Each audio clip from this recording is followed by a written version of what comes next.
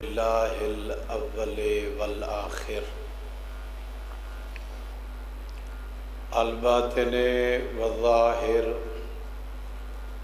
وللعافین غافر وللمذنبین ساتر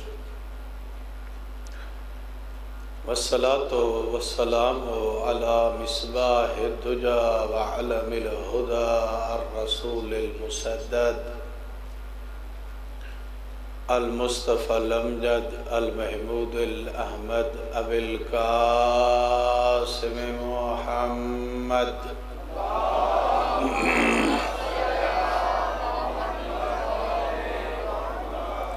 وعلى آلہ طیبین الطاہرین المعصومین الذین اذهب اللہ عنہم الرجس وطہرہم تطہیرا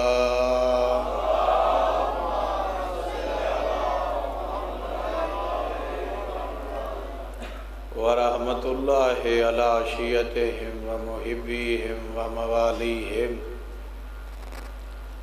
ولعنۃ اللہ علی اعدائہم ومنکر فضائلہم وغاصب حقوقہم اجمعین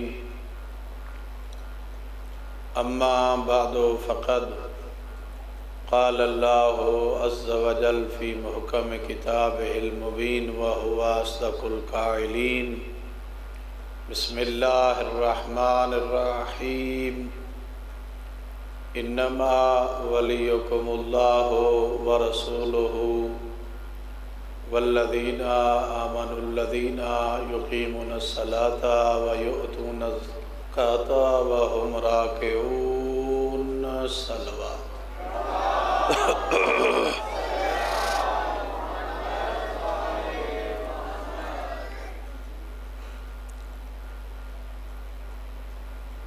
ارباب اسلام و ایمان،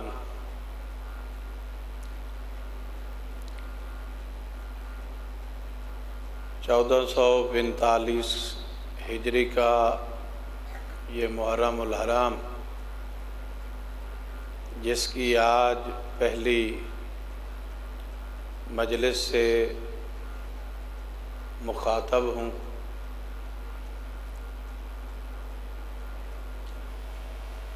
اللہ رب العزت مالک ذو جہان لم یزل ولا یزال خالق، آپ سب کا آپ نے گھروں سے آنا، آپ کے ہر قدم کو نصرت مظلوم کربلا میں شمار فرمائے۔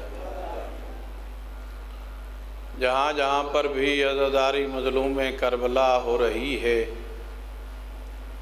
حسین کا مالک اللہ سب عزاداروں کی خود آپ حفاظت فرمائے۔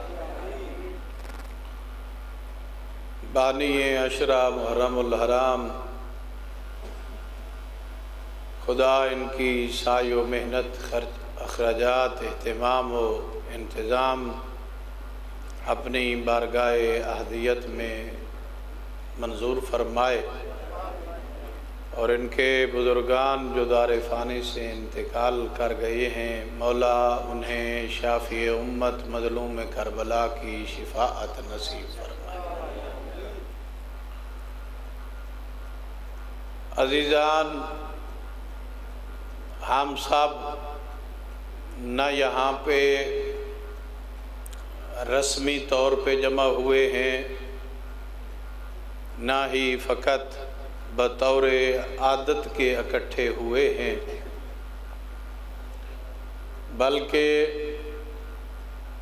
ہم احمد مختار محمد مصطفیٰ صلی اللہ علیہ وآلہ وسلم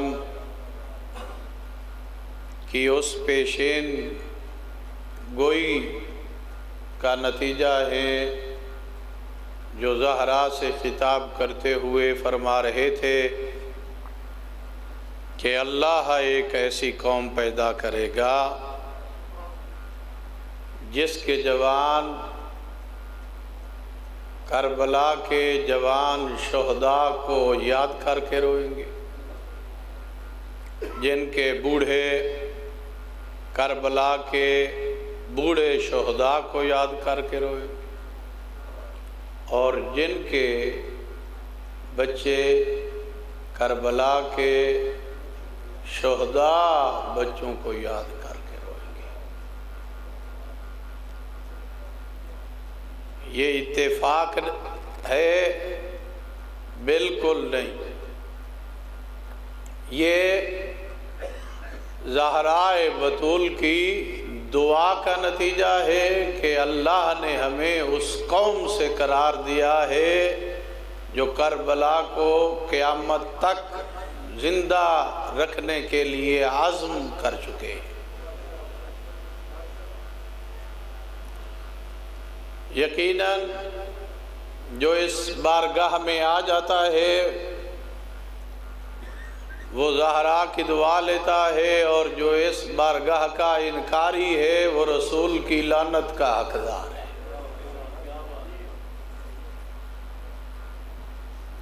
اور یہ میں بطور محاورہ جملہ نہیں کہہ رہا، یہ ایک حقیقت ہے اور مسلم حقیقت ہے،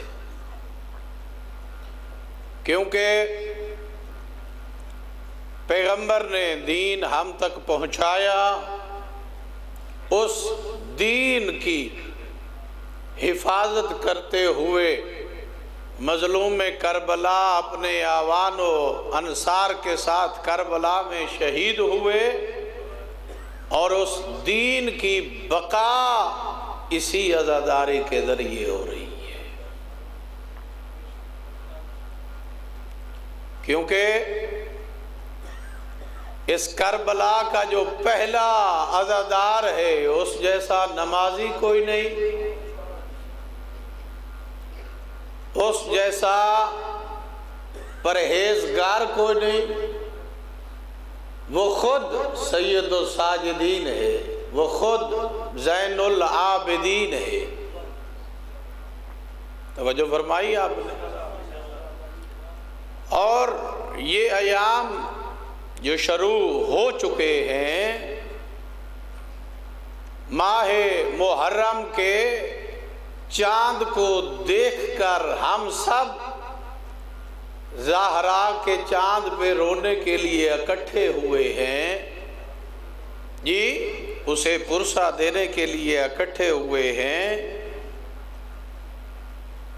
اس بات کی دلیل ہے کہ ہم اپنی زندگی کے ہر سانس میں علی ابن ابی طالب کا وہ جو عظیم استغاثہ تھا اسے لبیک کہہ کر حاضر ہوئے، اور جس جگہ پہ آپ بیٹھے ہیں یہ جگہ عام تھی جب یہ مشن حسین کے لیے ہو گئی ہے تو اب یہ عام نہیں رہی۔ توجہ چاہوں گا، بہت بڑی بات کی طرف آپ کو لے کر جانا چاہ رہا ہوں کہ جہاں پہ مجلس ہوتی ہے اللہ کے ملائک وہاں پہ آتے ہیں۔ ملائک کہاں آتے ہیں؟ مکہ بیت اللہ میں آتے ہیں۔ ملائک کہاں آتے ہیں؟ ریاض الجنہ مسجد نبوی میں آتے ہیں۔ ملائک کہاں آتے ہیں؟ جی حرم معصوم میں آتے ہیں۔ میں مجلس کی بات کر رہا ہوں، مجلس کی، کہ جہاں پر اللہ کے ملائک آتے ہیں، اور مجلس کے بعد جب واپس جاتے ہیں تو ان کے ابدان سے، ان کے اجسام سے ایک خاص قسم کی خوشبو معطر ہوتے ہیں۔ آسمان پہ جاتے ہیں تو دوسرے ملائکہ پوچھتے ہیں کہاں گئے تھے، کہاں سے آ رہے ہو، یہ خوشبو کیسی؟ جی تو جواب دیتے ہیں مجلس حسین میں گئے تھے۔ کہاں تھی مجلس؟ کہاں ختم ہو گئی؟ ذاکر چلے گئے، مومنین چلے گئے، کہاں نہیں بتاؤ تو صحیح تھی کہاں؟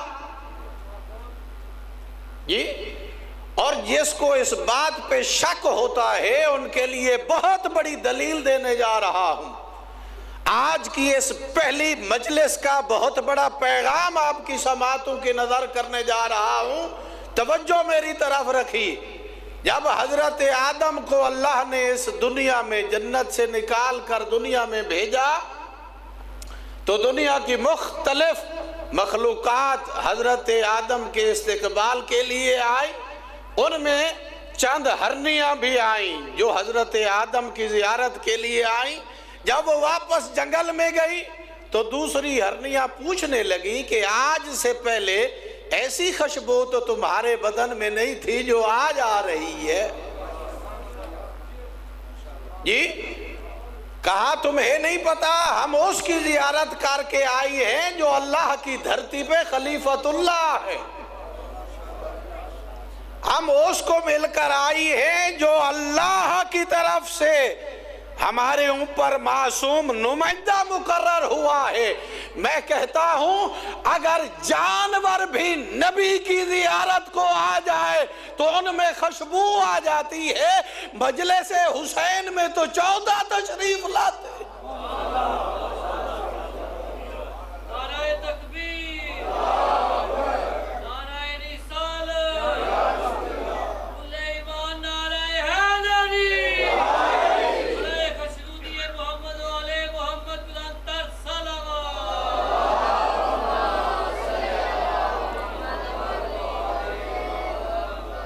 توجہ فرمائیے آپ نے؟ ہاں یہ جگہ عام نہیں رہی، یہ جگہ خاص ہو گئی ہے، اور کتنی خاص ہو گئی ہے، کتنی خاص ہو گئی ہے، توجہ کتنی خاص ہو گئی ہے، اتنی عظیم ہو گئی ہے کہ ہماری سوچوں سے بھی بلند بیت اللہ خانہ خدا کو ابراہیم نے بنایا تھا، مگر یہ لائق سجدہ نہیں تھا۔ لائق سجدہ کب ہوا؟ جب علی ابن ابی طالب آئے اس میں اور 3 دن تک رہے، 3 دن تک رہے۔ یہاں پر علی آئے اور 3 دن رہے، وہ تو لائق سجدہ بن جاتی ہے، اور وہ مومن کا دل جس کی سانس سانس میں علی بستا ہے۔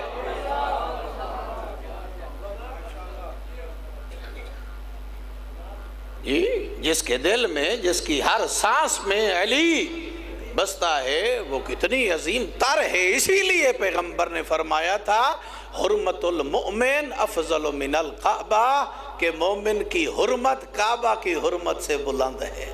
درود پڑھیے بابا دے بلند۔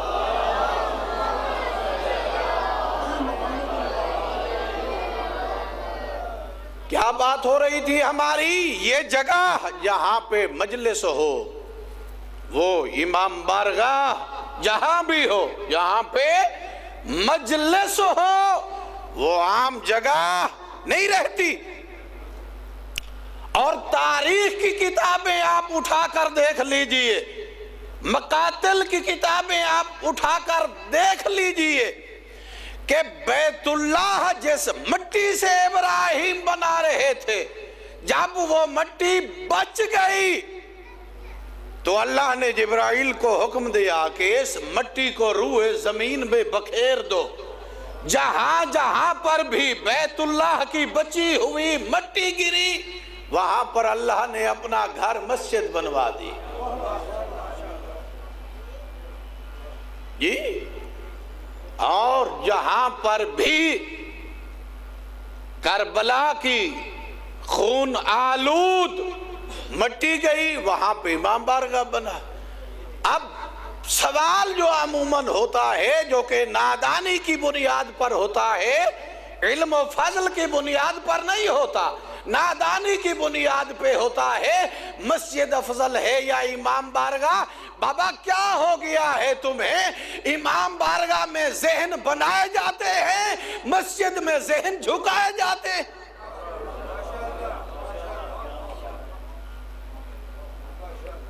فرق تلاش مت کر، فلسفہ سمجھ کہ امام بارگاہ میں ذہن بنائے جاتے ہیں، بتایا جاتا ہے، تیار کیا جاتا ہے، پرورش کی جاتی ہے، تربیت کی جاتی ہے، اصلاح کی جاتی ہے، ایک لائن دی جاتی ہے کہ کس پر آپ نے چلنا ہے، مسجد میں جا کر وہی نمونہ پیش کرنا ہے، جو سیکھ کے آئے ہیں اس پر عمل کر کے دکھائیں۔ صلوات پڑھیں محمد والے محمد کی۔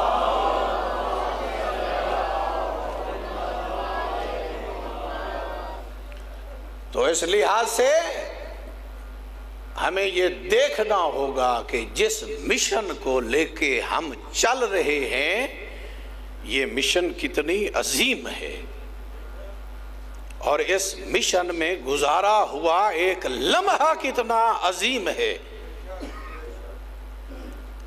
میں اس عشرے میں جو کچھ بیان کرنا چاہتا ہوں، میں آج اس کی آپ کو ہیڈ لائن سنا رہا ہوں، اور توجہ رکھیں کہ یہ عشرہ خالصتاً رضائے خدا کے لیے اور ائمہ خدا کے بتائے ہوئے دین اور صراط مستقیم کی طرف نمائندگی ہوگا، کہ جس سے ہم معرفت بھی حاصل کریں، ہمارے اندر علم اور شعور بھی آئے، اور ہم کوشش کریں گے کہ سمجھ سکیں کہ وہ کون سی عزاداری ہے جس کے لیے معصوم ارشاد فرما گئے تھے کہ یاد رکھو قیامت تک ذکر حسین ایسی حرارت ہے جو کبھی ٹھنڈی نہیں پڑے گی۔ توجہ فرمائی آپ نے۔ حاجی حج پہ جاتے ہیں تو حج پہ کیا ہوتا ہے؟ عموماً ایک جگہ ہے جسے مشعر الحرام مزدلفہ کہتے ہیں، جہاں پہ حاجی رات کو ٹھہرتے ہیں اور وہاں سے کنکریاں جمع کر کے، وہیں سے کنکریاں جمع کر کے، کسی اور جگہ سے حاجی کنکریاں لے کے نہیں آ سکتا، وہیں سے یہ ضروری ہے کہ وہیں سے کنکریاں جمع کرنی ہے، باہر سے نہیں لے کے آ سکتا، وہیں سے کنکریاں جمع کر کے شیطان کو مارنی ہے، بار بار مارنی ہے، 3 دفعہ مارنی ہے، 3 دن تک مارنی ہے، جمع بھی وہیں سے کرنی ہے، شیطان کو کنکریاں مارنی بھی وہی ہے۔ کیا وجہ؟ کیونکہ شیطان نے جو پہلا بت توحید کے خلاف بنایا تھا وہ اسی جگہ کا تھا۔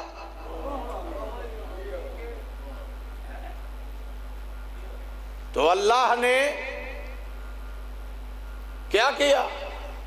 اللہ نے فرمایا کہ بدبخت، تو نے جس جگہ سے اکٹھی کر کے مٹی میرے خلاف تو نے بت بنایا ہے، توحید کے مقابلے دشمن کو کھڑا کیا ہے، اگر صاحبان توحید قیامت تک اسی جگہ سے پتھر اٹھا کے تجھے نہ مارے تو میں بھی پھر رب ذوالجلال نہیں۔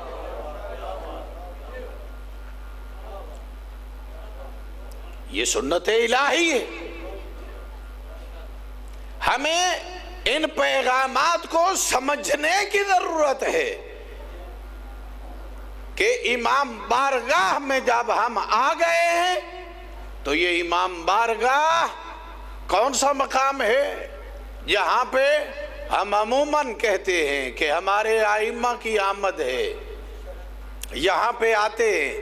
اگر یہ سچ ہے اور عقیدہ ہے اور ایمان کا حصہ ہے تو یقین جانیے امام بارگاہ میں داخل ہونا توبہ کے بغیر بڑا مشکل ہے۔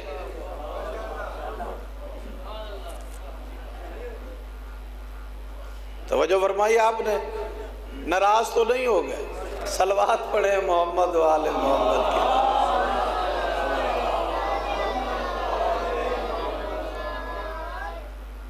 عزیزان، یہ ماہ محرم جسے ہم پورے زور و شور سے مناتے ہیں اور دلی جذبے کے ساتھ مناتے ہیں، یہ محرم ہمیں پیغام دے رہا ہے کہ محرم کا نام ہے ترک گناہ، محرم کا نام ہے انقلاب، محرم کا نام ہے حیا، محرم کا نام ہے ایمان و تقدس، محرم کا نام ہے صاحب حجاب ہونا۔ یہ خود ایک مہینے کا پیغام ہے، یہ اس کا شرف ہے جی ہاں، اور اس شرف سے وہی برابر ہو سکتا ہے جو اس مہینے کے تقدس کو جانتا ہو، احترام کو جانتا ہو، اور عزاداری مظلوم کربلا اس انداز میں منائے جیسے سید سجاد نے ہمیں درس دیا ہے۔ یہ لوریاں سنانے کی جگہ نہیں ہے، ہاں یہ ایک رسم اور عادی لحاظ سے نہیں ہے۔ اور میں نے کئی دفعہ کہا ہے، یہ مجلس میں آنا، محرم کی مجالس میں شرکت کرنا، اسے اتفاق مت سمجھیے، یہ تو جس کے نام پہ مہر لگی ہے اسے نصیب ہوتا ہے۔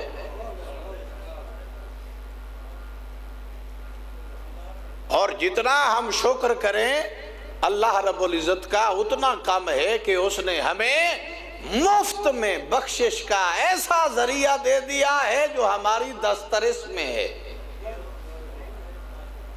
ہے بخشش کا ذریعہ ہے بھی ہماری دسترس میں، ہماری پہنچ میں، ہم اپنے گناہوں کو معاف کرا سکتے ہیں۔ اور عزیزان،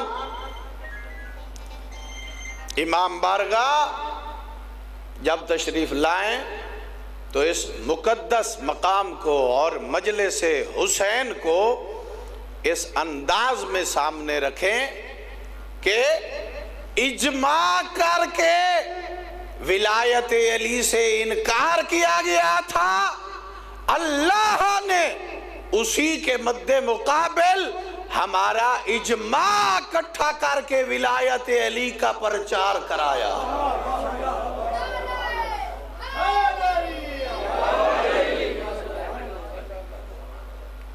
اور اسی لیے ارشاد فرمایا ہے کہ وہ مجلس جس میں ولایت علی بیان ہو جی ہاں وہ تمام عبادتوں سے افضل ہے، اور جہاں پہ علی کی مخالفت ہو وہ مجلس شیطان ہے۔ اسی صلوات پڑھے محمد والے محمد کی ذات۔ اسی لیے پیغمبر نے ارشاد فرمایا زینوا مجالسکم بذکر علی ابن ابی طالب، اپنی مجالس کو میرے بھائی علی کے ذکر کے ساتھ زینت دو، لأن ذکرہو ذکری، کیونکہ اس کا ذکر میرا ذکر ہے، وذکری ذکر اللہ، میرا ذکر اللہ کا ذکر ہے، وذکر اللہ عبادہ، اور اللہ کا ذکر کرنا عبادت ہے۔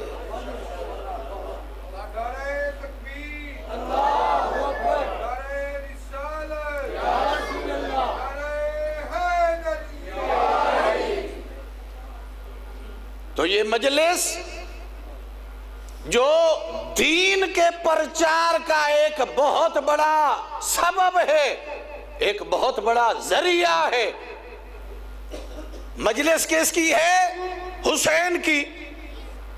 بات کیا ہو رہی ہے؟ نماز کی۔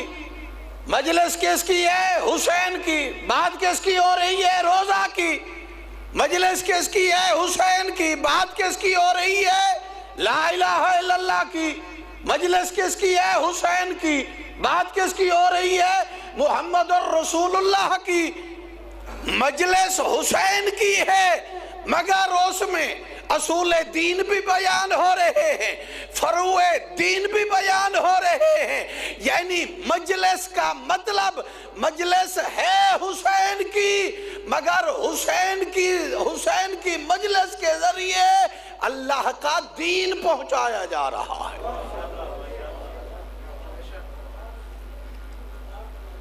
جہاں پر بھی مجلس ہوتی ہے کیا ہوتا ہے وہاں پہ؟ یہی ائمہ کے فضائل بیان ہو رہے ہیں، نماز بیان ہو رہی ہے، حج بیان ہو رہا ہے، احکام دین بیان ہو رہے ہیں، تو امام حسین علیہ السلام کا ذکر تمام عبادتوں کو ایک جگہ پہ جمع کرنے کا نام ہے۔ عزیزان، کبھی جب آپ اس اینگل سے دیکھیں گے مجلس کی روحانیت کو، تو پھر آپ کو جو مد مقابل ہو رہا ہے بطور رسم کے، وہ آپ کو واضح طور پہ نظر آئے گا کہ نہیں، عزاداری اور یہ کام آپس میں نہیں جڑتے۔ ہمیں مجلس بھی ایسی کرنی ہے جس میں دین خدا کی دھجیاں نہ اڑائی جائیں، ہمیں عزاداری بھی ایسی کرنی ہے جس میں امام حسین علیہ السلام کا مقصد منشور نظر آئے، ہمیں مجلس بھی ایسی کرنی ہے کہ جس میں ہمیں اطاعت خدا کا درس ملے، جہاں سے ہمیں ترک گناہ کا درس ملے، جہاں سے ہمارے ایمان اور معرفت میں اضافہ ہو، جہاں پہ ہمارے شعور میں اور ایمان میں اضافہ ہو۔ مجلس اس وقت حقیقی مجلس ہے جب اس مجلس سے ہمیں یہ درس ملے کہ دین کی بقا کے لیے اگر حج کو عمرے میں بھی تبدیل کرنا پڑے تو نہیں گھبرانا چاہیے۔ صلوات پڑھیں محمد والے محمد کی۔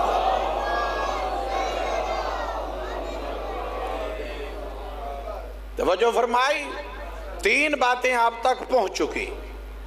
مجلس بہت بڑی عظیم عبادت ہے، جس جگہ پہ مجلس ہو وہ عام جگہ نہیں ہے، وہ قیمتی جگہ ہے، اور اسے اسی انداز میں دیکھنا چاہیے جو اس کا تقدس ہے، اور مجلس کا پیغام وہی پیغام ہونا چاہیے جو مدینے سے مکہ، مکہ سے کربلا تک امام حسین نے دیا۔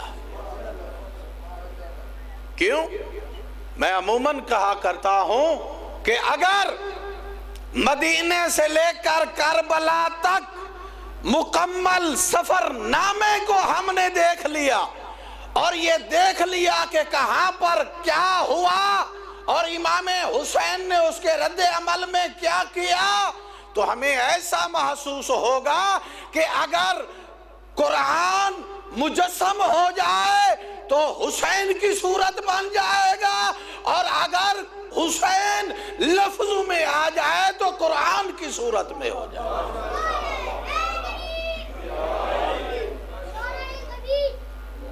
چونکہ حسینیت، امام حسین قرآن مجید کا ایک عملی نمونہ ہے، جس نے اس انداز میں عمل کر کے دکھایا ہے۔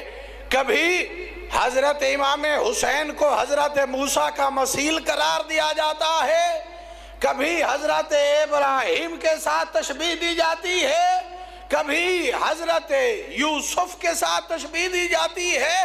آپ قرآن اٹھا کر دیکھیں اور اس کی تفاسیر کو دیکھیں تو آپ کو جگہ جگہ پہ یہ نظر آئے گا کہ امام حسین علیہ السلام کی ہجرت بالکل ویسی ہجرت تھی جیسے ابراہیم کی تھی، جیسے موسیٰ کی تھی، جیسے محمد مصطفیٰ کی تھی۔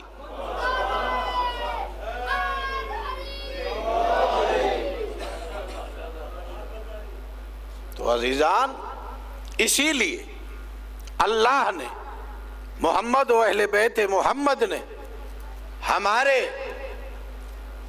ہماری نجات اور بخشش کے لیے یہ ایک عظیم ذریعہ بنایا کہ جہاں پہ ہم اپنی تربیت بھی کر سکتے ہیں اور اپنے آپ کو راہ نجات پہ بھی لگا سکتے ہیں، اپنی آخرت کو سنوار سکتے ہیں، اپنی آنے والی نوجوان نسل کو اس انداز میں تیار کر سکتے ہیں کہ قیامت تک ہر آنے والی یزیدیت کا ویسے مقابلہ کریں جیسے حسین ابن علی نے کہا۔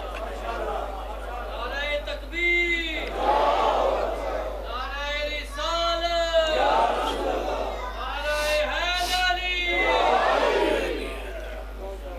توجہ فرمائی آپ نے؟ تو اس ماہ کے تقدس اور اس مجلس کے تقدس اور اس امام بارگاہ کے تقدس کو مد نظر رکھتے ہوئے جب انسان مجلس عزا سنتا ہے تو پھر وہ اس انداز میں نہیں سنتا کہ جو رسمی طور پہ آج کل ہمارے پاس مروج ہو چکا ہے۔ عزیزوں، جو ایک اتنی بڑی یونیورسٹی ہے، جو ایک اتنی بڑی درسگاہ ہے، جو اتنی بڑی تربیت گاہ ہے، ہم نے اسے اس ٹریک پہ لا کے جا کے کھڑا کر دیا ہے کہ آج معاشرے میں لوگ انگلی اٹھانے لگے۔ کیوں؟ کیونکہ ہم نے درس کربلا کو سمجھا نہیں تھا، وگرنہ ہمیں اپنے مجمع میں ان کو نہیں بٹھانا چاہیے تھا کہ جو کسی کی خوشی کے لیے واہ واہ کرتے ہیں، جو کسی کو راضی کرنے کے لیے رو پڑتے ہیں۔ جی وہ آنسو جو خالصتاً مومن کی آنکھ سے نکلتا ہے وہ امام حسین علیہ السلام کے زخموں کے لیے مرہم ہے، اور جو کسی کی شہرت کے لیے، کسی کا نام اونچا کرنے کے لیے، کسی کی بلے بلے کرانے کے لیے نکلتا ہے، وہ امام حسین کے زخم کے لیے مرہم نہیں ہے، وہ تیر کا کام کرتا ہے۔ ہماری آنکھ سے وہ آنسو نکلنا چاہیے جو امام حسین کے زخم کے لیے مرہم بنے، اور جب ایک ایسا آنسو نکلے گا تو پھر اس کی جزا کیا ہے؟ مَن بَقَاءُ أَبْقَاءُ تَبَاقَا وَاجَبَتْ لَهُ الْجَنَّةُ۔ پیغمبر نے فرمایا جو میرے بیٹے حسین کے غم میں روئے، رونے کی شکل بنائے، رونے کا اہتمام کرے، اس پر جنت واجب ہے، اور بروز قیامت ہر آنکھ مضطرب و پریشان ہوگی۔ اِلَّا عَيْنٌ بَقَتْ عَلَى الْحُسَيْنِ، مگر ایک آنکھ ایسی ہے جو قیامت کے خوفناک منظر میں بھی خوش ہوگی۔ وہ کون سی ہے؟ جو امام حسین کے غم میں روتی۔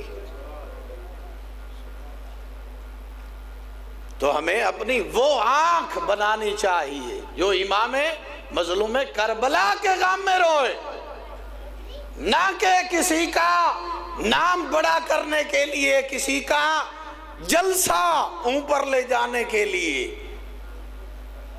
یہ قابل افسوس بات ہے نا،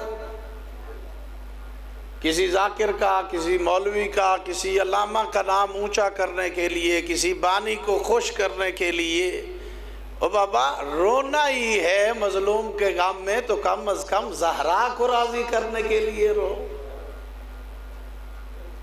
رسول اسلام کو راضی کرنے کے لیے رو، رونا ہی ہے۔ توجہ فرمائی آپ نے؟ تو اس ماہ کے تقدس کو سامنے رکھتے ہوئے مجھے یاد ہے میں نے ایک جملہ کہا تھا، یہ کیا وجہ ہے؟ محرم آتا ہے اور ہم سوز کی حالت میں آ جاتے ہیں، غم کی حالت میں آ جاتے ہیں، افسردگی کی حالت میں آ جاتے ہیں۔ کیا وجہ ہے؟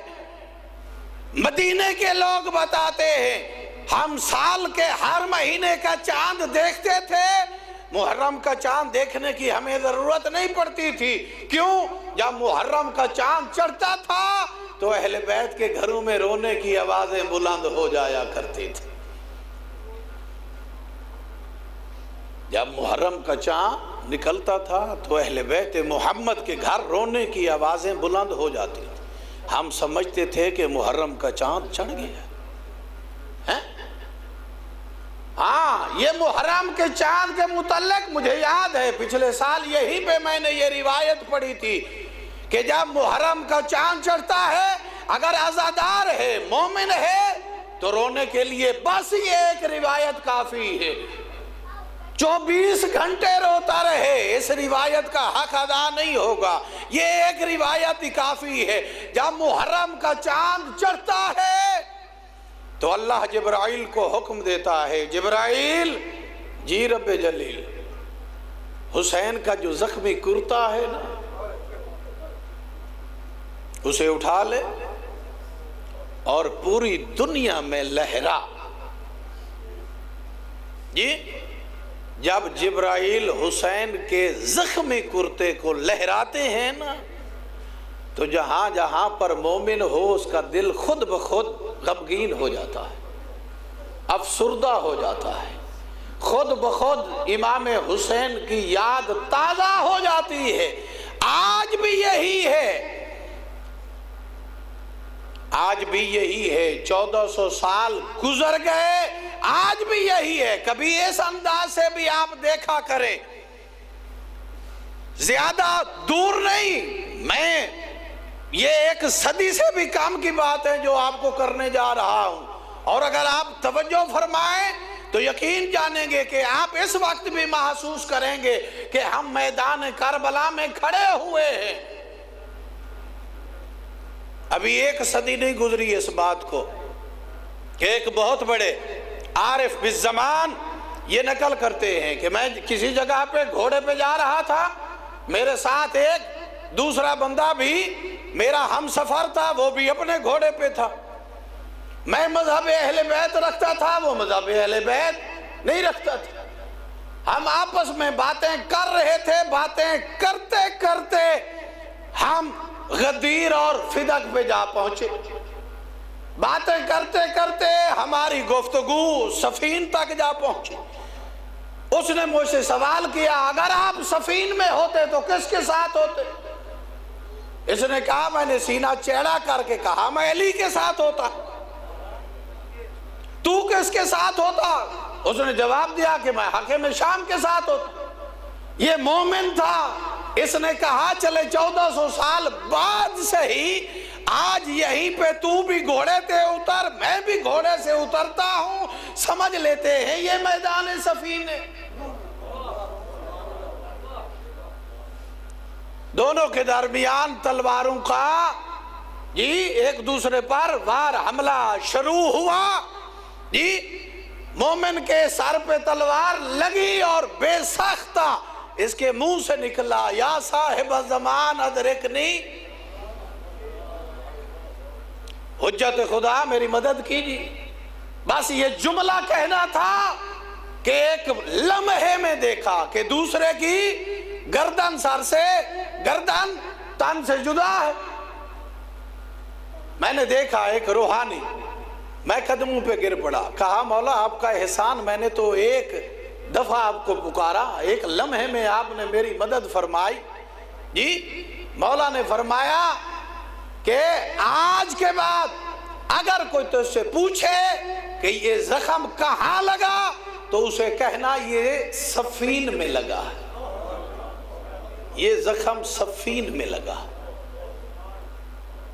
توجہ فرمائی آپ نے.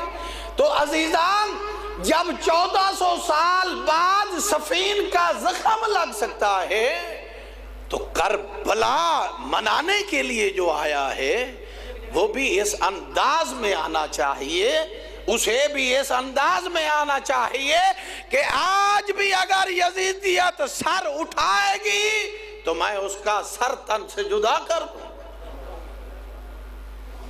میں قیام امام حسین کے اہداف کو, منشور کو, مقاصد کو مد نظر رکھ کے آیا ہوا ہوں, اور آج بھی زہرا جہاں پر بھی محرم ہوتا ہے اس کی مہمان ہوتی ہے.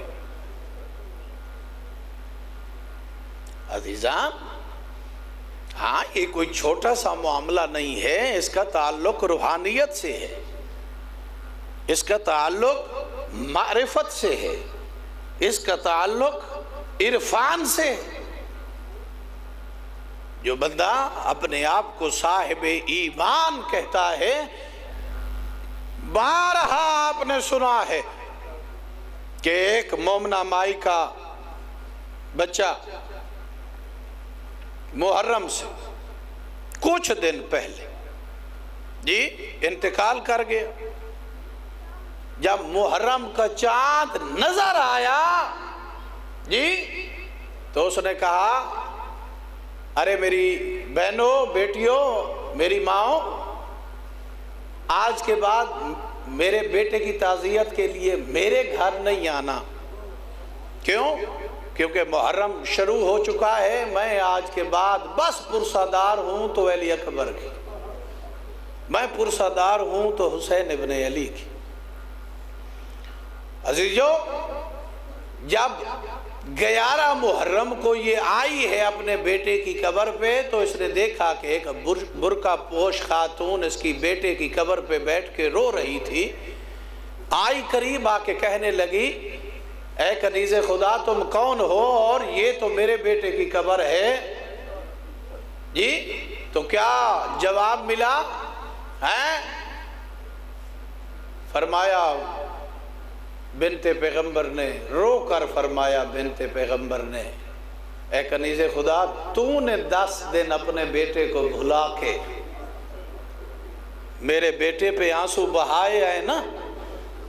ہم اہل بیت رسول کسی کا احسان نہیں رکھتے، تو میرے بیٹے کو روتی رہے، میں تیرے بیٹے کو روتی رہے۔ عزیزان، اسی کے ساتھ ملتی جلتی ایک روایت ہے، کوفے کی ایک رہنے والی تھی جو امام حسین علیہ السلام کے غم میں مجلس منایا کرتی تھی۔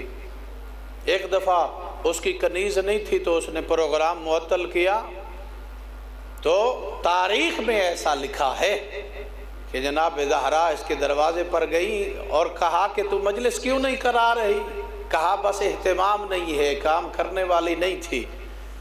تو زہرا نے رو کر کہا، اگر وہ سارے کام میں کر دوں پھر تو مجلس کرائے گی۔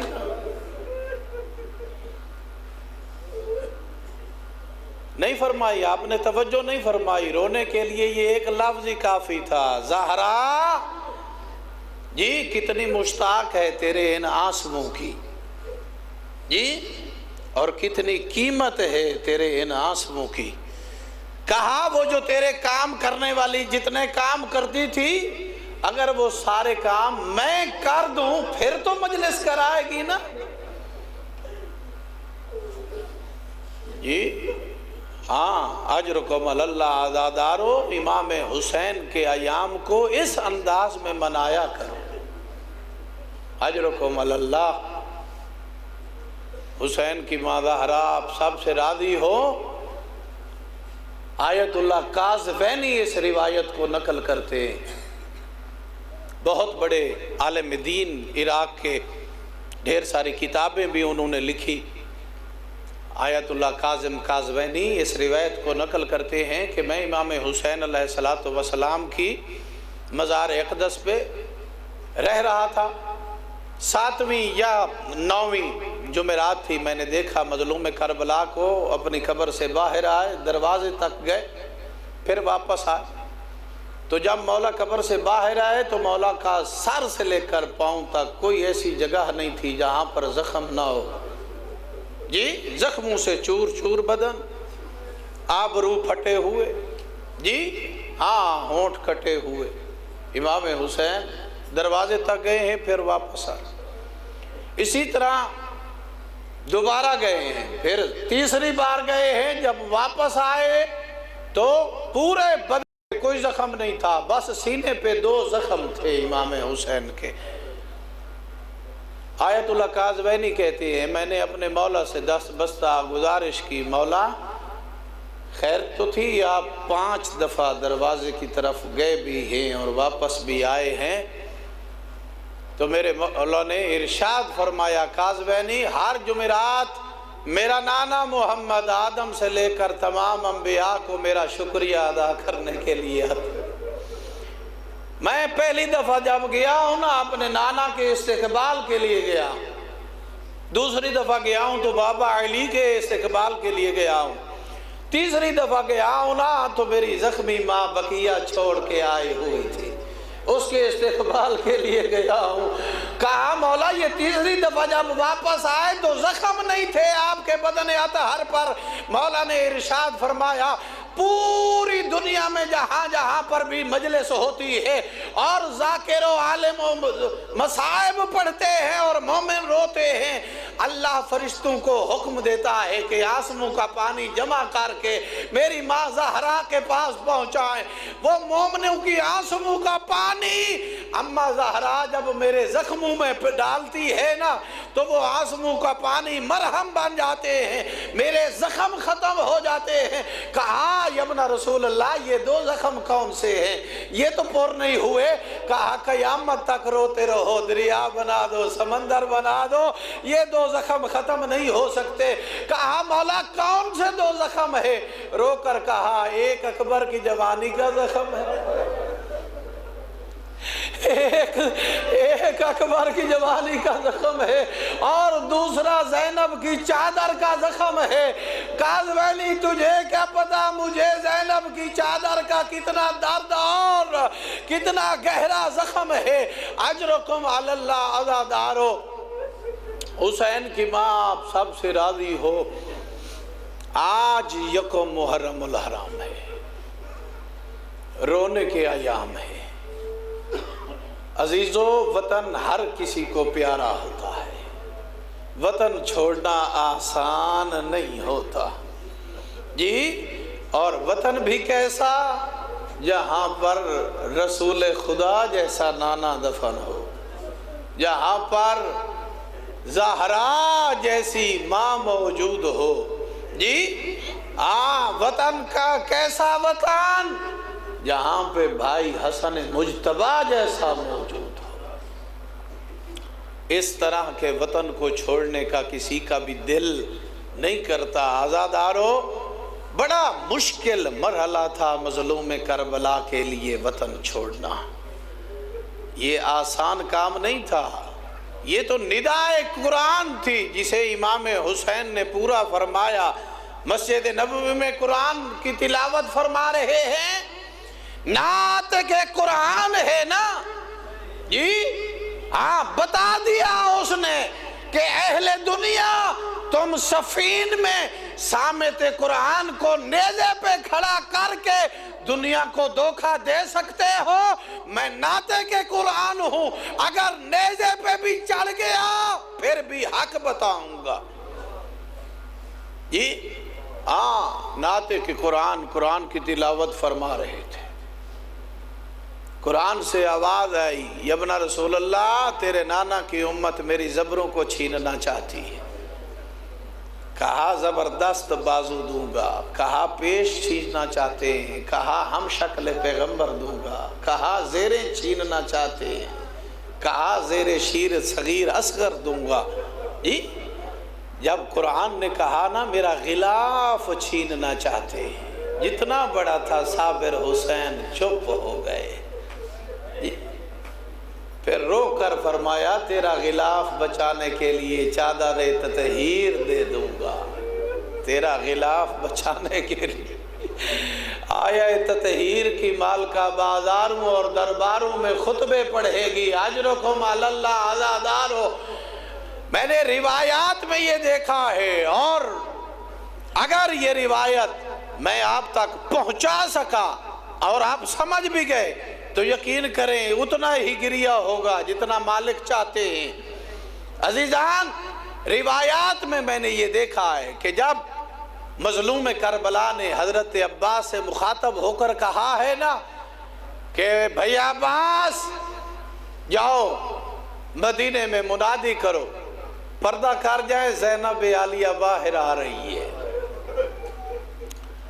یہ مقتل کی روایت کے لفظ ہیں کہ جب حضرت عباس نے کہا ہے نا، ابا کے ساتھ اشارہ کیا ہے، الحجاب، انسان اپنی جگہ پہ درختوں پہ بیٹھے ہوئے پرندے بھی پرواز کر گئے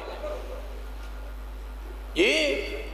الحجاب، درختوں پہ بیٹھے ہوئے پرندے بھی پرواز کر گئے۔ کتنا بلند عظیم منادی تھی حضرت عباس کی، اور کتنی رعب اللہ نے دیا ہوا تھا اس زبان کو جو لہجہ علی میں گفتگو فرماتے تھے۔ پرندے بھی درختوں سے پرواز کر گئے۔ جب زینب عالیہ آنے لگی تو پیغمبر کے ایک صحابی ہیں، آنکھوں سے نابینا ہیں، کانوں سے بھی بہرے، اپنی بیوی کو دیکھ کر کہتے ہیں میں مدینے میں رونے کی آوازیں سن رہا۔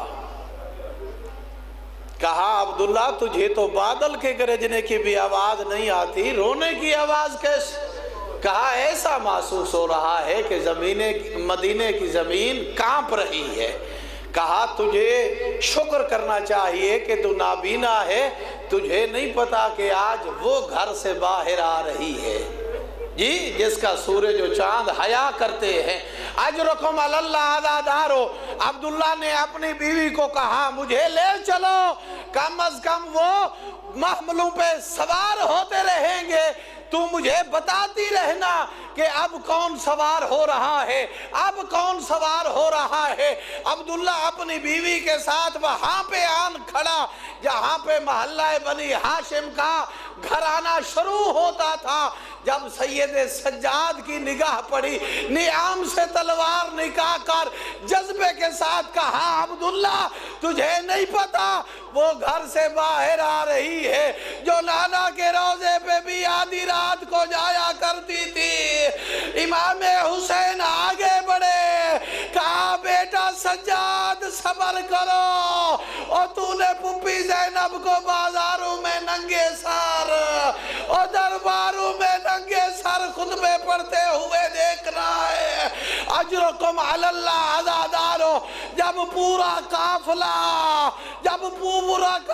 محملوں پہ سوار ہو گیا، غریب نینوا کا قافلہ چلنے لگا، آخری الوداع کے لیے مظلوم کربلا اپنے نانے کے روضے پہ آئے، ایسے آئے جیسے ایک بادشاہ کو ملنے کے لیے آتا ہے۔ پورے جاؤ حشم کے ساتھ نانا کے پاس آئے اور رو کر کہا نانا کوئی اور آئے نہ آئے یہ تیرا نواسہ واپس نہیں آئے گا۔ پھر بھائی حسن کی قبر پہ گئے، مگر جب حسین آئے نہ ماں کی قبر کی طرف، ارباب مقاتل نے لکھا ہے نہ حسین چل کے آئے ہیں بلکہ جیسے 6 ماہ کا بچہ اپنی ماں کی گودی میں آتا ہے، حسین ایسے ماں کی قبر پہ آئے، ماں کی قبر کو گلے لگایا اور رو کر کہا اماں الوداع کہنے کے لیے آیا ہو، اور جسے تو نے چکیاں پیس کے پالا، اور تیرا پیاسا بیٹا، اور تیرا مقتول بیٹا، اور گھوڑوں کے سنبو کے نیچے پامال ہونے والا بیٹا۔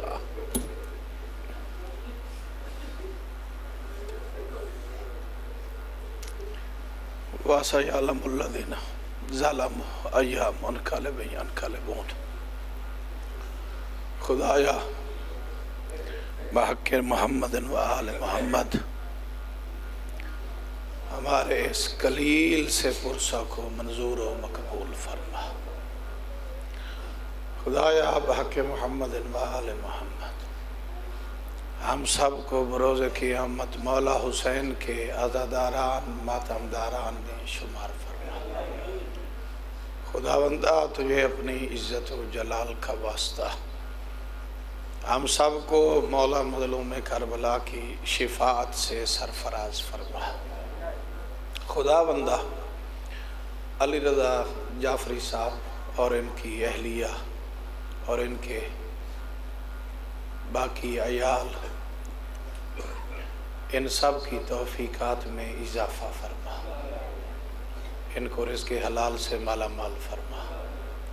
خداوندہ تجھے اپنی عزت و جلالت کا واسطہ اس مجلس اعزاء میں جتنے مومنین و مومنات نے اپنے دل میں جو حوائج ہیں، آرزوئے ہیں، مقاصد ہیں، تمنائیں ہیں، دل میں رکھ کے بیٹھے ہیں، مظلوم کربلا کی اس مظلومیت کا واسطہ سب کی حاجتوں کو پورا فرما، تمناؤں کو پورا فرما، نیک خواہشات کو پورا فرما۔ خداوندہ جو تنگ دست ہیں تنگ دستی دور فرما، جو بے روزگار ہیں روزگار مہیا فرما، جو بیمار ہیں شفائے کاملہ و عاجلہ عطا فرما، جو بے اولاد ہیں اولاد نرینہ عطا فرما۔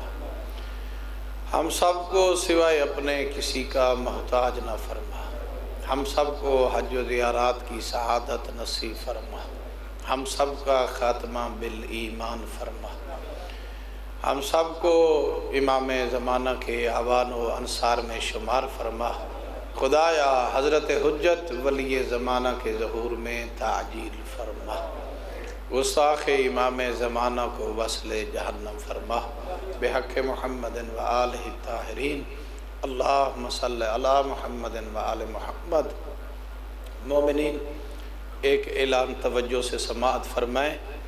آج چونکہ پہلا دن تھا اور آپ کو پتہ ہے